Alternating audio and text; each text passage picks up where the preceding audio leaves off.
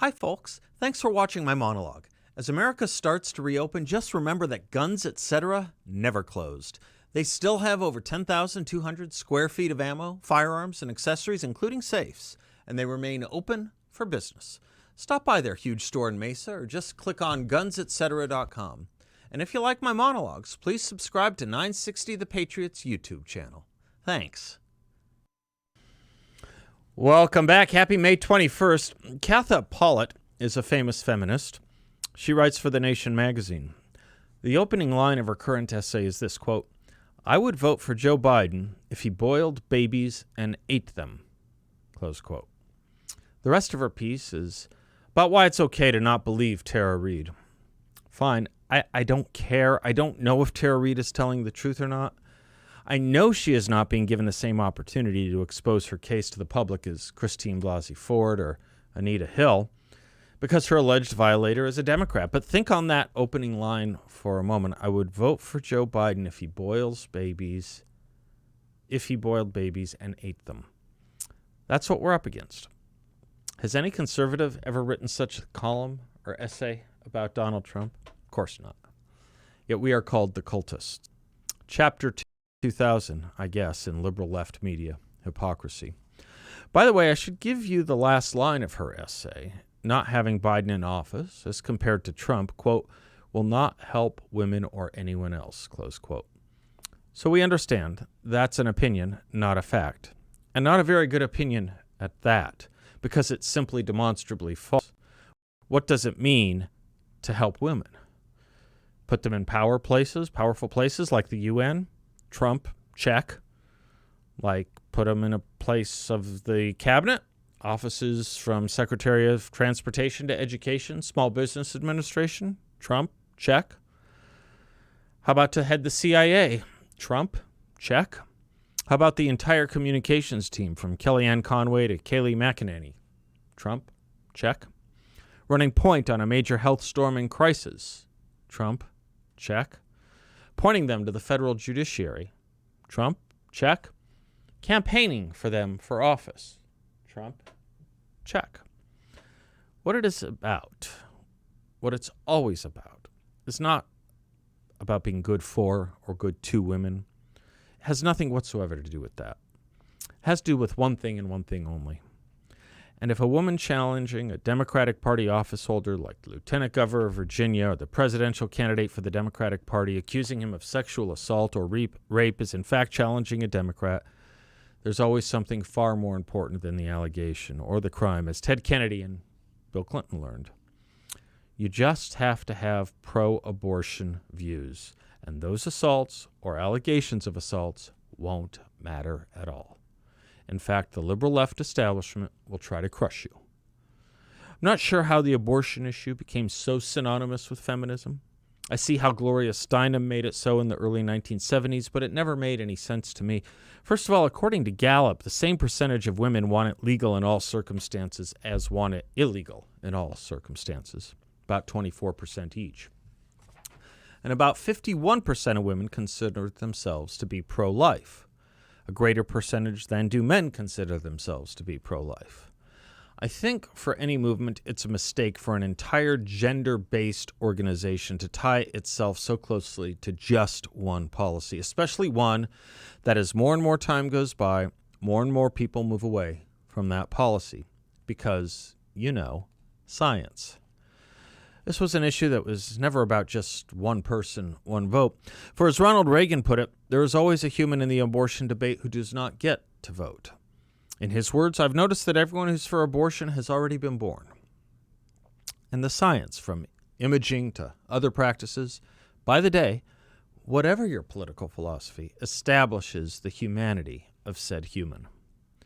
That said, I think it's a terrible thing to write such tripe as, I would vote for Joe Biden if he boiled babies and ate them, and try to be taken seriously, because it's just not serious.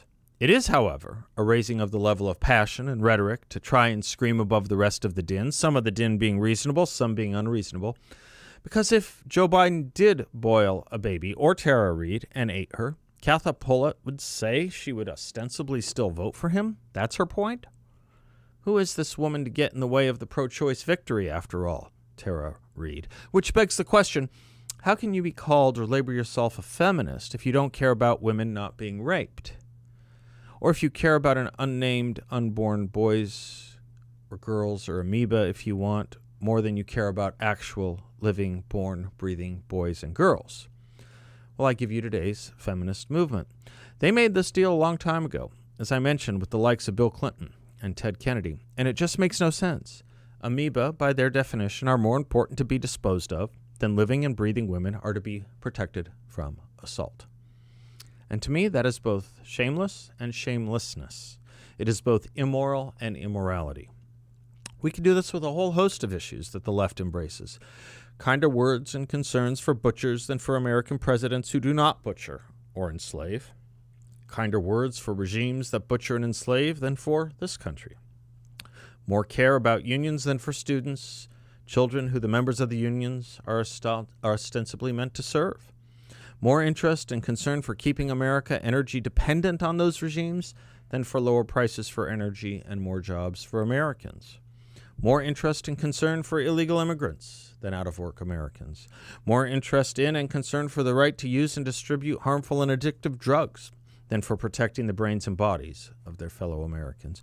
More interested in climate models 50 years out than economic policies that affect people in the very present. You start to think about things this way, even just a little bit, and you have to begin to wonder how there are any Democrats or leftists elected anywhere. But this is all resultant of the lack of reason to combat the force of ideological rigidity and hate. Yes, hate. Go to or listen to a rally or conference on the left, and that is what you hear in tone and temperament, hate. Now, this really shouldn't be all that surprising. For most of the last years of the last century, there were ideologies that were strong and hated America, hated freedom, hated equality. This was true in Nazi Germany, and it was true in the Soviet Union.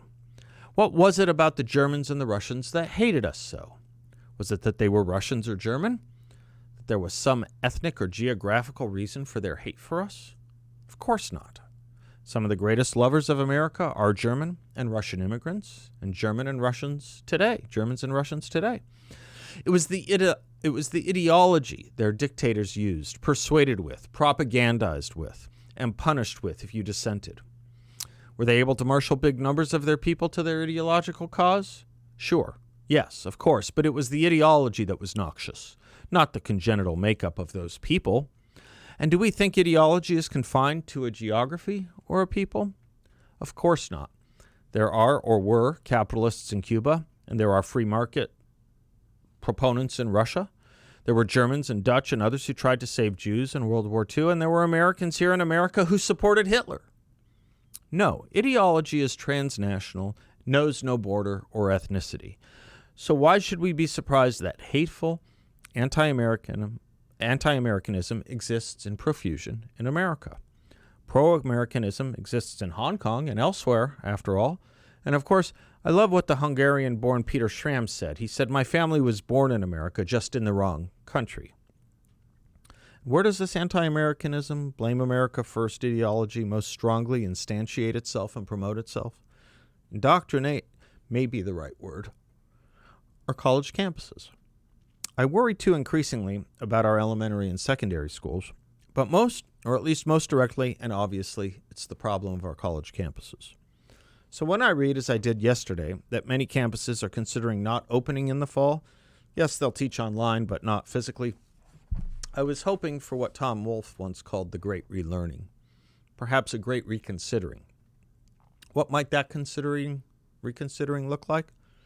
Might be an honest discussion with college-age children and their parents about what they want out of college. An education, just an education, merely that? You can do that on your own, online, and with tutors if needs be. A credential? That's of course different, and a monopoly our colleges have created. So obviously then, if the credential, take a good look at other places, if your place frankly stinks. There are good programs at places like ASU, which has at least 2 free market and free-minded centers. There's Hillsdale. There are others. But if your place now just stinks, again I advise what Matt Peterson suggested yesterday on Twitter. Read stuff. Start with what deeply interests you and what matters. Read different kinds of stuff about it.